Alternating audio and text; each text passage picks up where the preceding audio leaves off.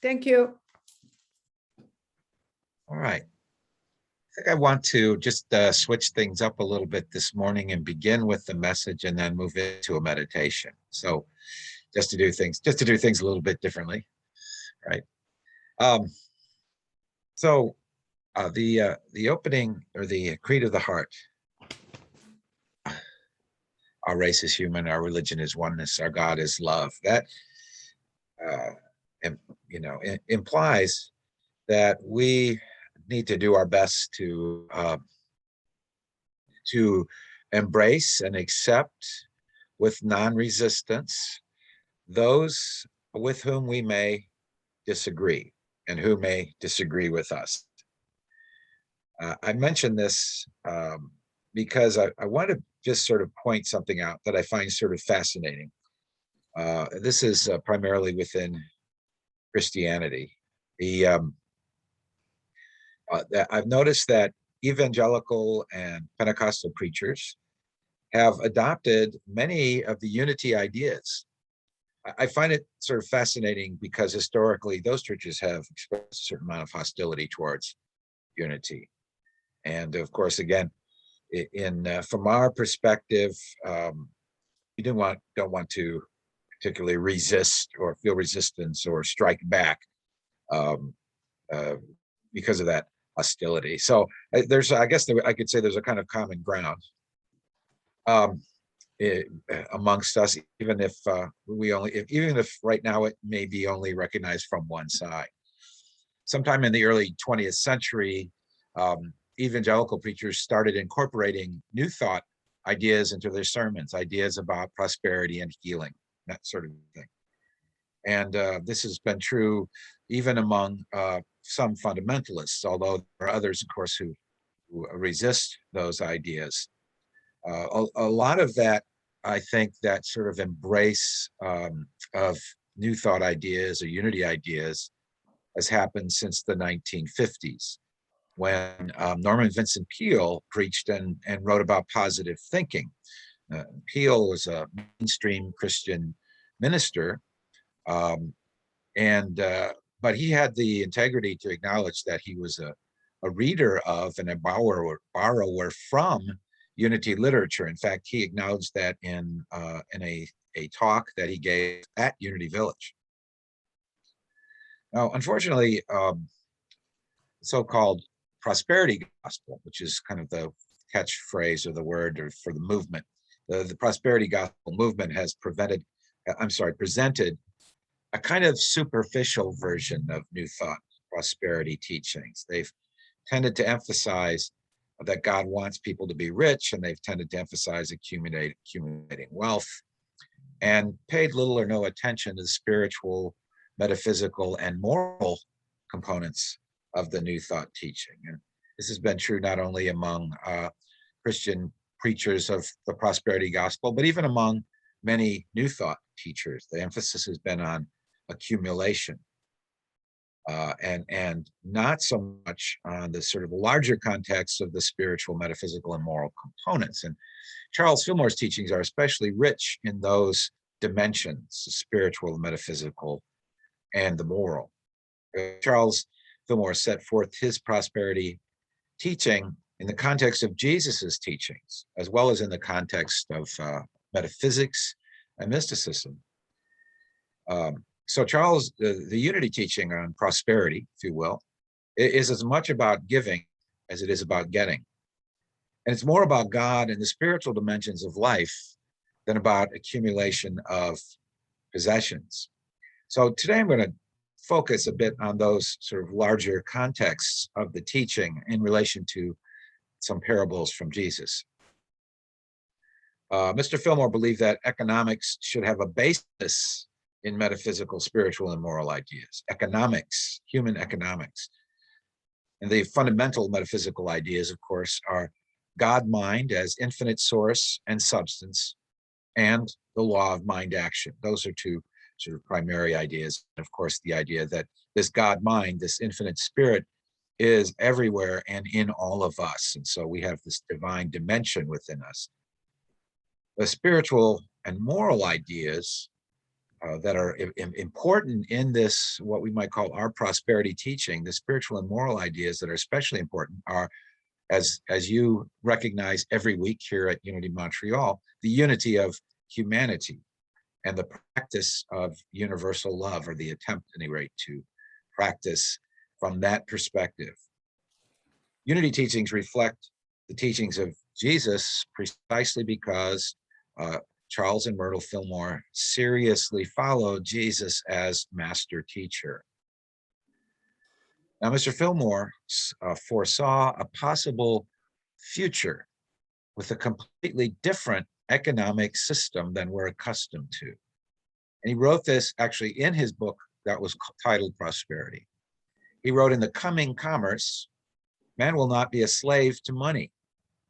Humanity's needs will be met in ways that are not now thought practical. We shall serve for the joy of serving, and prosperity will flow to us and through us in streams of plenty." Later in that book, he talked about a little bit more about this economy and the idea of running everything on a love offering basis, which is the way Unity operated in those days. No fees, no set charges for anything, just people giving freely from a consciousness of knowing the value of things and giving from that consciousness of love and sharing. This teaching, this idea, this radical idea of economics, which obviously we haven't reached yet, right? This radical idea aligns with the spiritual law as stated by Jesus. And you're all familiar with that law and the way he stated it. Give and it will be given to you. Good measure, pressed down, shaken together, running over, will be put into your lap. When we enter into a consciousness of giving, the abundance and superabundance flows naturally according to this spiritual law, very much like a law of karma. In metaphysical terms, our thoughts shape our lives, not just individually, but collectively. We're all part of the collective. We contribute to it, and we must cope with it, with what is now in that collective consciousness. Charles Fillmore referred to that consciousness as the race consciousness, which is confusing to some people because what he meant and commonly thought of was the human race. Our race is human, as you again affirmed here at Unity Montreal. So that collective consciousness is something that we are engaged with. It's part of our learning as spiritual beings. It's part of how we begin to understand what it means to say there is a divinity within us. We do not understand that and experience that and express that in isolation, but as a part of the whole.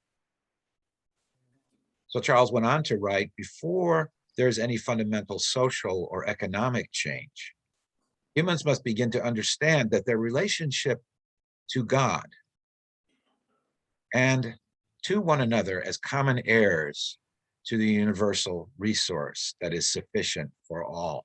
So we must understand our relationship to the one, the infinite divine one, and to each other as common heirs of this universal resource that is sufficient for all. So when we begin to think in these terms, we get a new perspective, I think, on what Jesus was trying to express in his parables, what the thoughts he was trying to provoke in his listeners. So I'll give as an example of that reflects some of these ideas, the ideas of being common heirs, in a parable that Jesus gave, which we can take to be a model for how he wanted his followers to think about the world and their relationship to others. So here's the story. A person was receiving guests. When he had prepared the dinner, he sent his servant to invite the guests. The servant went to the first and said to that one, "My master invites you." That one said, "Some merchants owe me money.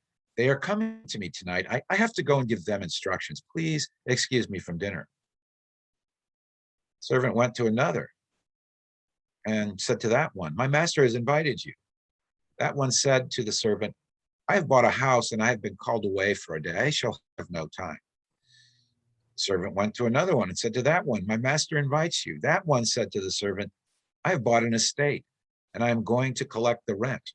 I shall not be able to come. Please excuse me. The servant returned to his master and said, those whom you invited to dinner have asked to be excused. The master said to his servant, go out on the streets and bring back whomever you find to have dinner. So the wealthy man in the story wants to share his good. He has that consciousness, but sometimes people aren't open to receiving, we can say.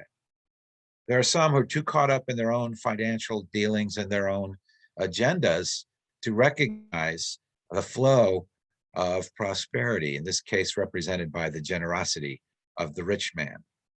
But notice in the story, the man does not give up.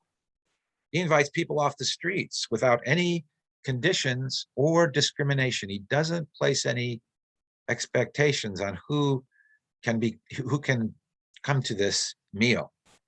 He doesn't say invite only respectable people. He doesn't say invite only Jews. He doesn't set any other conditions on the kind of people to invite. So if the servant had gone out in the street and just invited whoever was there, that would have included strangers, beggars, physically challenged people, people considered in Judaism unclean for various reasons. It would have included probably Gentiles. In fact, the version I just shared with you is from the Gospel of Thomas. The Gospel of Luke has a somewhat longer version and specifically adds the details about who to invite. He tells the servant to bring in the poor and the maimed and blind and lame, people who were ordinarily within Judaism thought of being unclean or unworthy. This parable expresses an idea that Jesus expressed in various other sayings about giving, and in fact in his life, because we know that Jesus shared meals with whoever invited him and interacted with whoever he encountered in a consciousness of love. The rich man in the story, his attitude was that everyone is worthy to share in the generous bounty, in the abundance. His attitude was consistent with the idea that Fillmore referred to. We are all common heirs to the universal resource that is sufficient for all. Common heirs to the universal resource that is sufficient for all. The more we realize that supply flows from the infinite source through our consciousness, the less anxiety we have about our supply. Can you see that? You can be outwardly a billionaire and still feel anxious about your finances, still feel like you need more, you must have more. You can be in that state of stressing about more, no matter how wealthy you may be. And likewise, you can outwardly live what appears to be a fairly simple life and yet be inwardly rich, unconcerned about your finances, unstressed about finances, relying always on this infinite source and being generous to others. So the choice, the wealth, the prosperity is really a matter of consciousness and your recognition of source and your freedom from fear and anxiety about supply. In fact, Mr. Fillmore even suggested that having massive wealth can actually be a hindrance to one's freedom, a hindrance to one's prosperity consciousness. He wrote, those who are rich in the things of this world are, by their dependence on those things, binding themselves to material things and are in material darkness. Excuse me.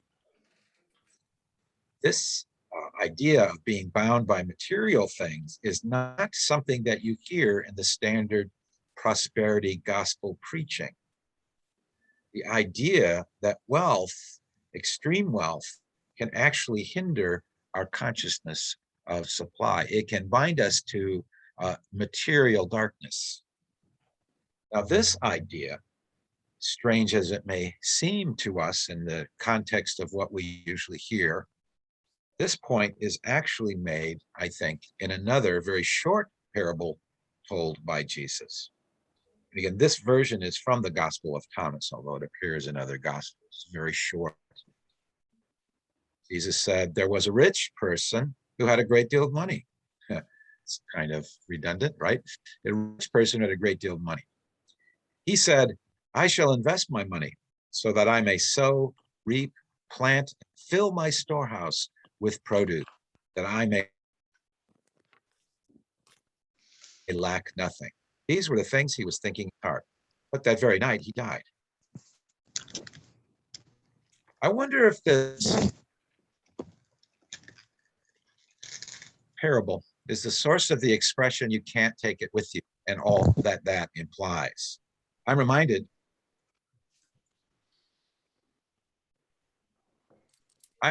of one of my favorite movies by one of my favorite directors when I read this parable. And the title of it just was, You Can't Take It With You. It was directed by Frank Capra, who also did Mr. Smith Goes to Washington and It's a Wonderful Life and a number of other movies like that. The film had a great cast: Jimmy Stewart, Jean Arthur, Lionel Barrymore. I won't go into the details of the plot, but it's a romantic comedy. If you haven't seen it, it's a romantic comedy involving a kind of conflict that goes on between a wealthy munitions tycoon and a very creative and free-spirited family of seemingly limited means. Spoiler alert, if you haven't seen the movie, the family eventually wins over the tycoon to their particular way of seeing things, of living life in its fullest and joyfully and creatively. The point of the prosperity teaching has nothing to do with how much money you have. Ultimately, it is, again, freedom from anxiety and stress, expressing all that you are. It is about knowing that you are one with an infinite source and letting it express its abundance through you. The source is spirit or mind, or what the physicist Sir Arthur Eddington called mind stuff. The universe is mind stuff. It's infinite mind. Again, to quote Charles Fillmore, God is the source of a mighty stream of substance, and you are a tributary of that stream, a channel of expression. So this is the new way of thinking about economics. I am a tributary of a stream, a channel of expression for an infinite source of substance. As we practice the law of giving and receiving, the flow of divine substance gives us the assurance that infinite mind, infinite God mind, is always with us. We begin to experience that as our reality. Mr. Fillmore, again, quoting Mr. Fillmore, there is no reason why we should not have a continuous, even flow of substance, both in income and outgo. We have freely received, we must also freely give and keep substance going, confident in our understanding that our supply is unlimited and that it is always right at hand in the omnipresent mind of God. Our supply is unlimited and it's always right at hand in the omnipresent mind of God. This idea of how giving and receiving works is also expressed in the daily word today, I noticed. The idea of balance. That was about activity and rest. But the idea of balance pervades everything, this compensation. So as we give, the balances we receive. Speaking personally, ever since I came into an understanding of this teaching, I have been unafraid and unstressed regarding supply. And I will point out that my education and career choices have been somewhat unconventional. Most people don't think of studying philosophy as a good source of income. Unity ministry is an unconventional choice, as I'm sure Reverend Maya would agree with me on that point. My as I said, somewhat educational career choice is somewhat unconventional, and yet I've always had sufficient provision, more than enough to meet my needs, enough to tithe, enough to contribute to charitable causes throughout my life. Here's a prosperity idea for you. All that I need is all that I need. Think about it. The more conscious you become of the presence of the living substance, the more it will manifest for you, and the richer will be the common good of all. Again, that's a quotation from Mr. Fillmore, from his chapter on substance in the book Prosperity. The more conscious you become of the presence of the living substance, the more it will manifest itself for you. And the ritual will be, again, this is the key point, the common good of all. The divine spirit within us is a spirit of love, is a spirit of abundance, is a spirit of generosity. And as we express that spirit, as we are tributaries or streams that flow, we contribute to the common good. And beyond that flow of substance, this consciousness of generosity is taught as taught by Jesus, harmonizes or helps to harmonize relationships, not only our personal relationships, but as it spreads, relationships among all different kinds of people.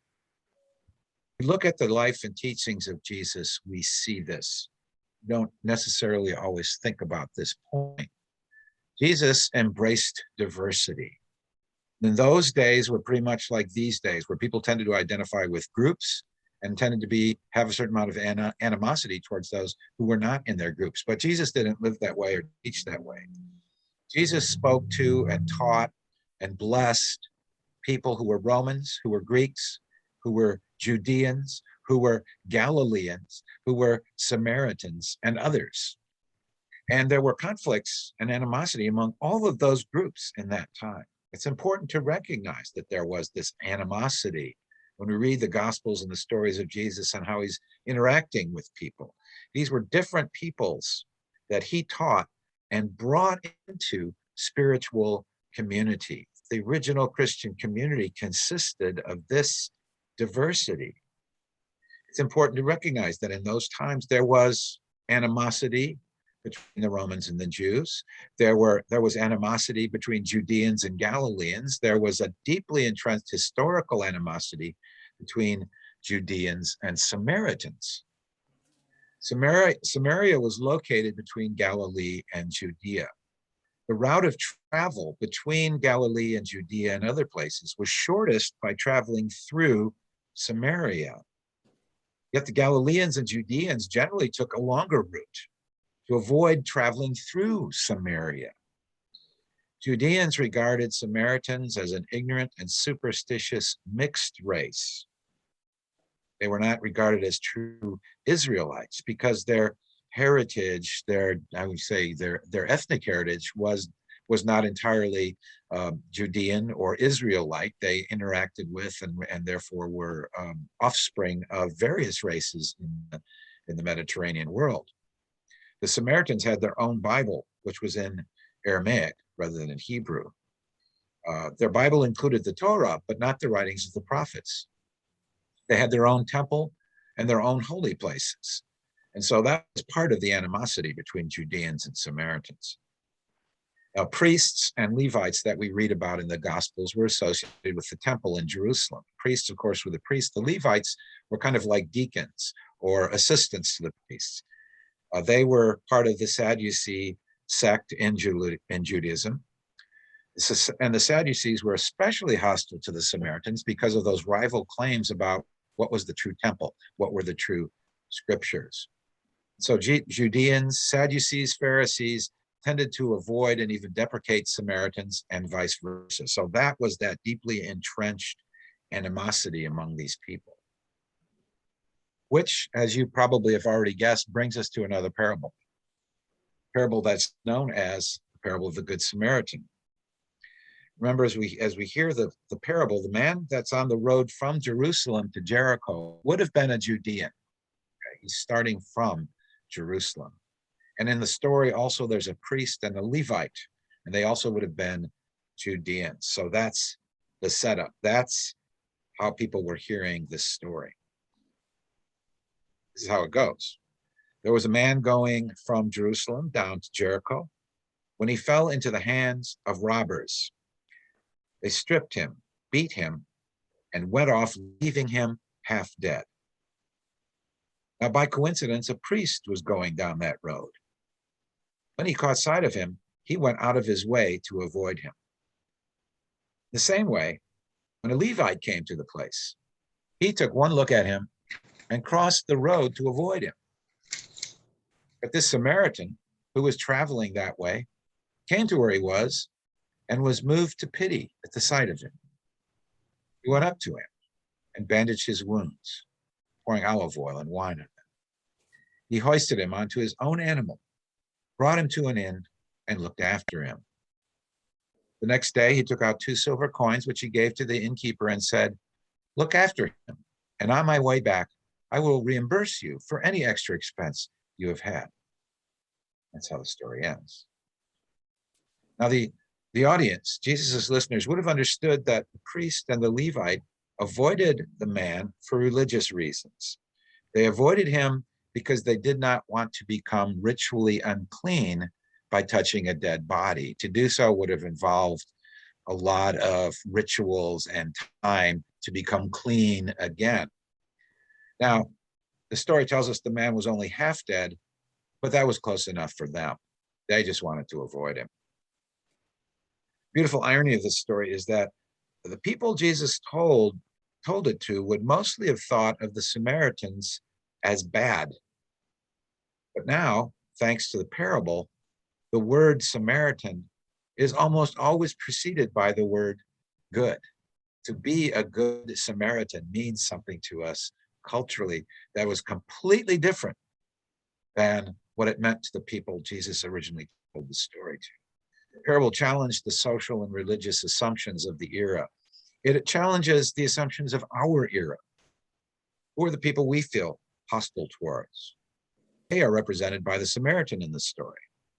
And we, or what we may think of as our group, are represented by the man who was beaten and robbed, by the Levite and the priest who avoided helping him.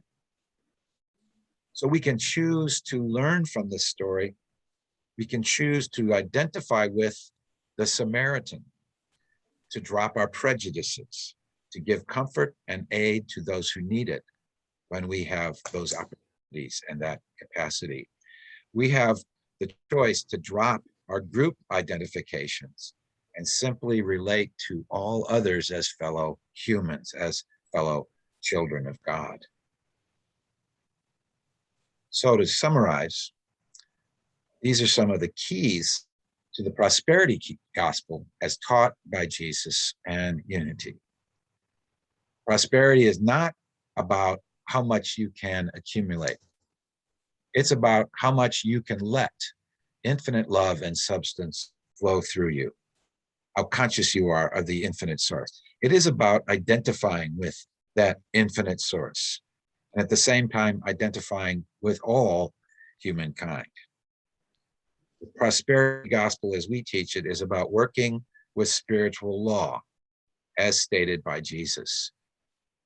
Give, and it will be given to you, good measure, pressed down, shaken together, running over, will be put into your lap. So now I'd like us to take some time to contemplate some of these ideas in meditation. I invite you now to take a few moments to become comfortable. Move your attention inward, feeling your breathing. I love that in meditation, as we simply become mindful of our breathing, we are also becoming mindful of our fundamental unity with all life and with the universe. Breathe in, we breathe out. Rhythm and a balance. It reflects the idea of giving and receiving. Breathing in, breathing out. Relaxing into a greater mindfulness of the balance and the unity of the universe. Our unity with God.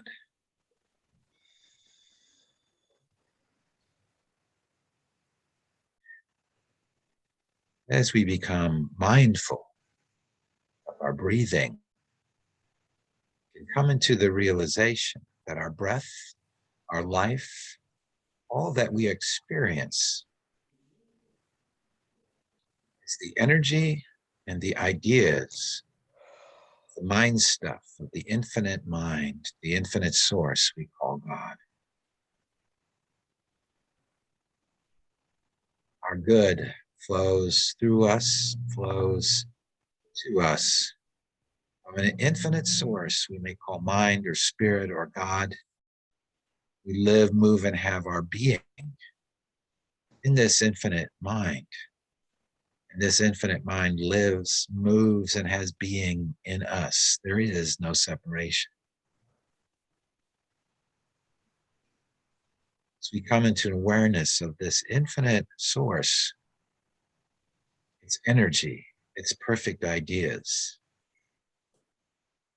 we begin to drop ideas that we have of limitation. So I invite you to become aware of ideas that you may be holding of separation or limitation, separation from others, limitations on yourself. As you become aware of them,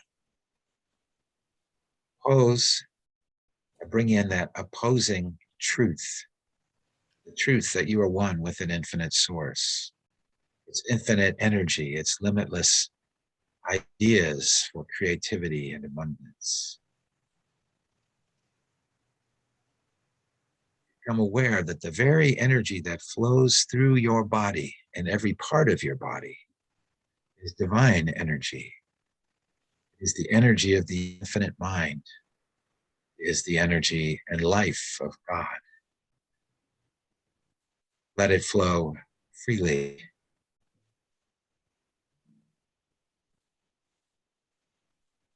The very substance of your body is that energy, the perfect is of divine mind. Our energy is not limited. Our life is not limited, for we are one with the infinite. We drop, let go, and release all ideas of limitations of life. We let go, we drop all ideas of imperfection. For in the infinite mind and its wisdom, all ideas are perfect. We release ideas that our bodies are in any way imperfect and know that they reflect the infinite good of the infinite mind and its infinite ideas. We know that as we focus on this idea of perfection, it becomes manifest more clearly in our consciousness, in our experience of our body and our lives.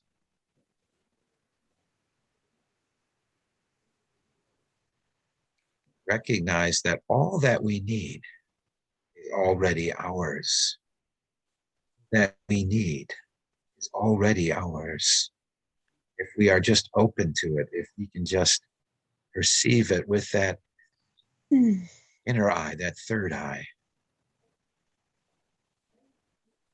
we are in a flow of infinite energy. It flows through us as our energy that we put into the world, and our consciousness of love and peace, and joy.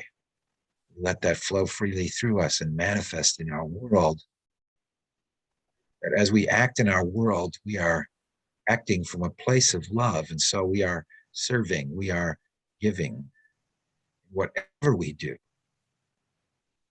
we come from this place of giving. We know that according to the law, we will receive in abundance. That energy is a flow. That supply is a flow. That substance is a flow that moves through us as we open ourselves to let it flow. Contemplate the idea of the Good Samaritan as someone who may have been considered an outcast or inferior, but who actually had a great heart. We let go of any prejudices we may have against any peoples or groups or religions and see them as they are in divine mind. See them as manifestations of that mind, as ideas of that mind, ideas that are in our minds. We can choose how to respond to those ideas. We can choose to embrace them in love. Does not mean we need to accept all their ways for ourselves or all their beliefs for ourselves. We can engage in dialogue to bring forth greater wisdom. It simply means we embrace them as children of God, as manifestations of God, even as we are children and manifestations of that infinite one. We let go of all barriers, recognize all barriers as false ideas. We open our hearts, as did the rich man in the story who invited people to a banquet. And he placed no conditions on who he invited and embraced in that abundance. And so we place no conditions. We embrace all in this consciousness of limitless good, substance, energy, life.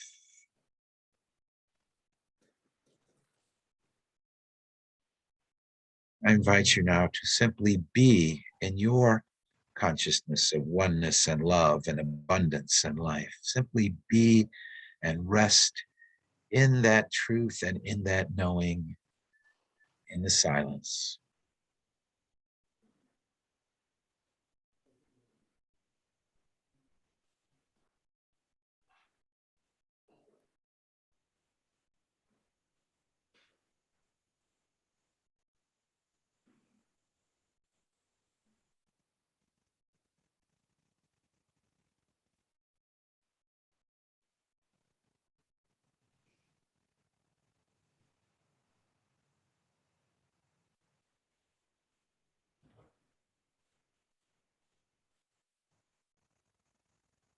You right now perceive and feel divine energy and life and love. You experience yourself as a radiant being of life, light, and love. Never separate from the infinite, never separate from the common good. Feel that truth of your being right now. If so, you're in the consciousness of the Christ. The Christ consciousness that Jesus lived from and expressed in his stories and in his life. You are in that flow.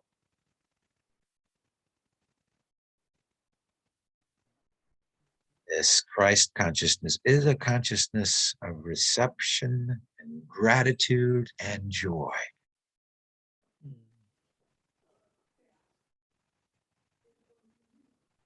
We recognize in this Christ consciousness that we may pray for healing of others, for we are one with those others.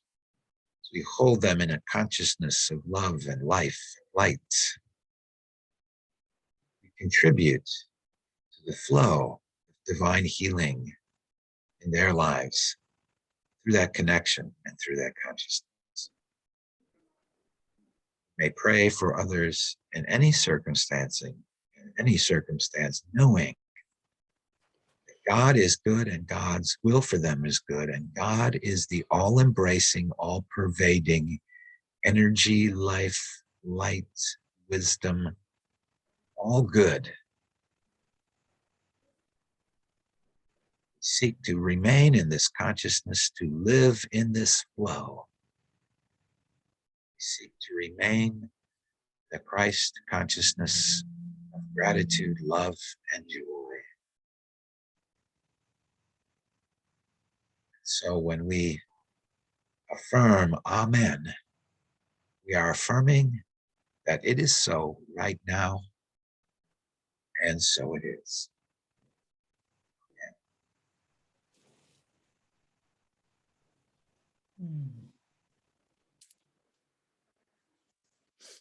Thank you, Jim. I've been so taken by your talk, and I'm really glad that we're recording this. So I'm going to stop the recording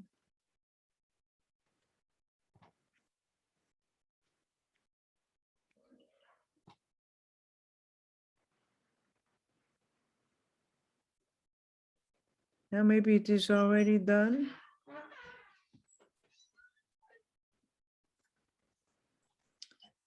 Oh, there you are.